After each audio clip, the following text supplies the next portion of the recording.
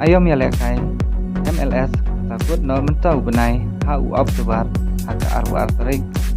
bat ka Inter Miami karang saat terli kicing lekai haka ni kalik bat kan ya kun pusha ya ka Charlotte haka kendai tarik bat arwa arterik mentau benai wat la ka Inter Miami keladu no ya ka qualify haka playoff mentau ka ayom bat ka Inter Miami mas ndai balekai ini ki arteli ki game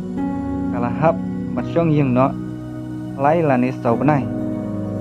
bat bon laki klub na Saudi Arabia ila trua dagalun ban siu ya umisi menta sau benai